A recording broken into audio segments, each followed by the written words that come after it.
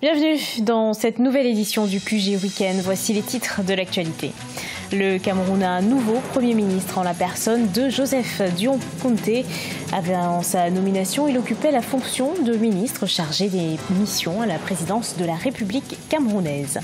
Rééquilibrer les cours de l'or noir sur les marchés internationaux, c'est l'objectif que s'est donné l'Angola. Pour y parvenir, le pays a une stratégie, réduire sa production de pétrole. Et puis les bonnes prévisions de croissance pour le Rwanda.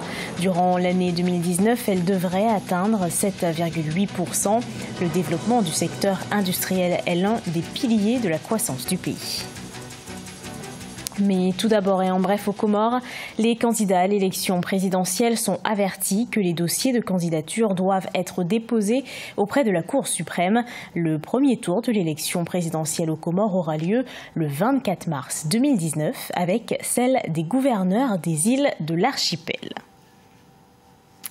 À 64 ans, Joseph Dion-Kounté est le nouveau Premier ministre du Cameroun. Le nouveau chef du gouvernement détient une expérience en tant qu'universitaire et haut fonctionnaire. Sa nomination intervient à 3 mois après la réélection du chef de l'État Paul Biya. Nathalie Mou nous en dit plus. Joseph Dion-Kounté est depuis ce 4 janvier 2019 Premier ministre du Cameroun. Il est le premier chef de gouvernement du nouveau septennat du président Paul Biya. Entré dans la fonction publique en 1980, le Premier ministre camerounais était précédemment ministre chargé des missions spéciales à la présidence de la République. C'est quelqu'un qui a toujours été dans les couloirs de pouvoir. Et peut-être c'est un symbole, parce que la politique c'est aussi des symboles. Une manière de dire justement à ceux qui sont dans les extrémités qu'il y a un modèle qui est promu. Joseph Dion-Kounté est originaire de la région du sud-ouest du Cameroun, l'une des 2 régions secouées par des troubles sécessionnistes. Avec 11 ans passés au poste de ministre délégué chargé du Commonwealth, son expérience en diplomatie pourrait concourir à la pacification des zones en conflit dans le pays. La paix est un processus dans lequel on apprend au peuple comment vivre ensemble dans la société, comment se tolérer les uns les autres, comment résoudre leurs problèmes à travers un dialogue pacifique. Le professeur d'université Joseph Dion-Kounté remplace Philémon Yang à la tête du gouvernement camerounais. Il a été nommé à la tête d'une équipe ministérielle composée de 36 membres, dont 8 font leur entrée dans le gouvernement. Encore de l'attente pour les Congolais. En République démocratique du Congo, l'annonce des résultats provisoires des élections générales devait se faire ce dimanche 6 janvier, mais a finalement été reportée. La publication des résultats se fera la semaine prochaine, selon la commission électorale. L'élection présidentielle du 30 décembre doit désigner le successeur du président Joseph Kabila.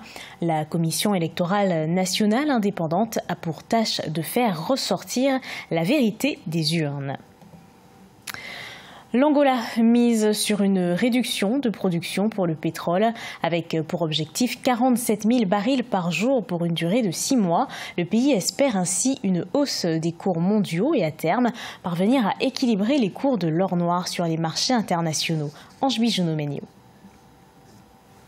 L'Angola s'apprête à vivre une période de grande mutation dans sa filière pétrole. Avec une production initiale de 1,5 million de barils, le pays a décidé de réduire sa production de 47 000 barils par jour pour espérer impacter les marchés internationaux. Cette initiative entre dans le cadre d'une mesure prise par les pays membres de l'OPEP, Organisation des pays exportateurs de pétrole, qui est de réduire l'offre mondiale de 1,2 million de barils par jour pour une durée de 6 mois.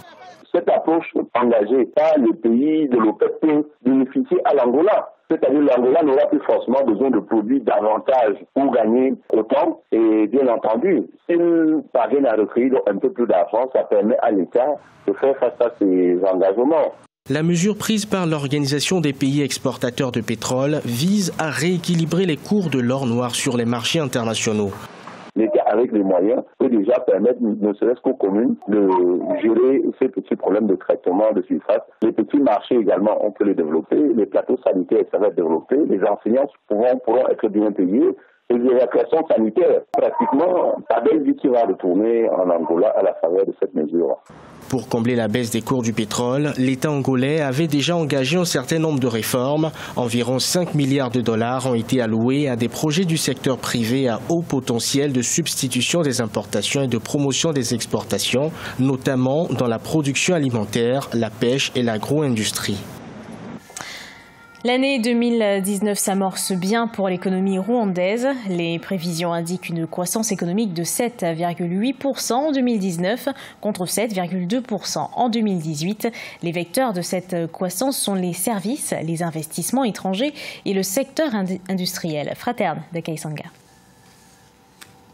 En juin 2018, le Fonds monétaire international a maintenu les prévisions de croissance économique du Rwanda à 7,2% contre 6,1% en 2017. Selon l'agence de consultance PwC, les prévisions de croissance économique en 2019 sont de 7,8% avec comme pilier les secteurs des services et de l'industrie. Premièrement, on va assister à un flux d'investissements directs étrangers en 2019.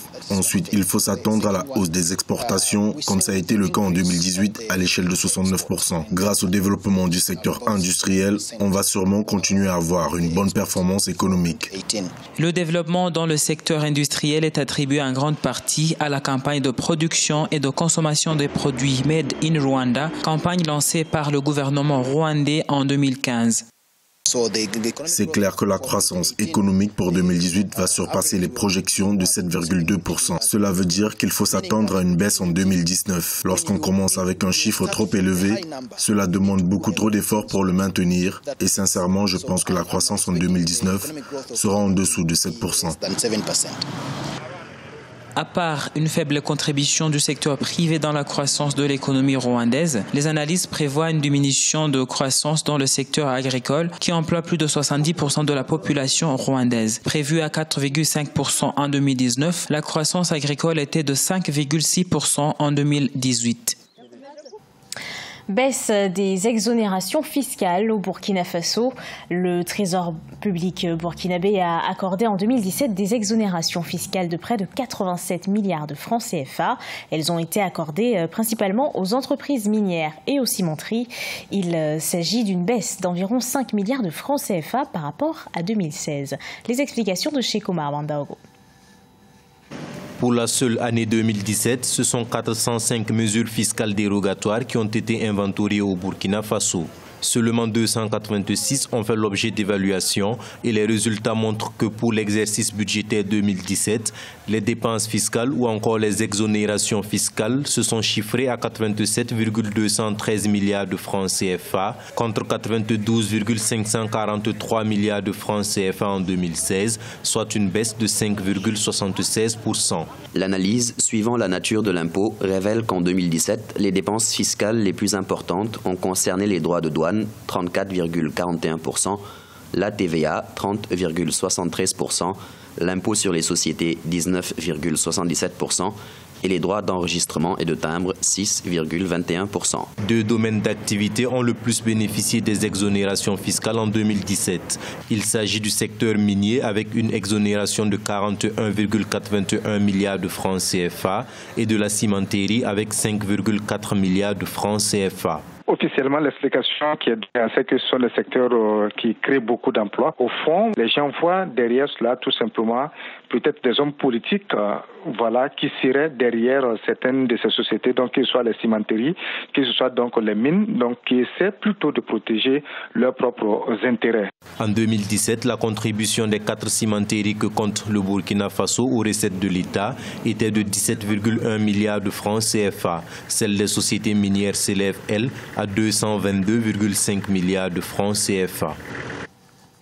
Ce journal a été préparé par l'ensemble de la rédaction. Merci de l'avoir suivi. Retrouvez dans un instant une nouvelle édition de l'actualité sur Africa 24.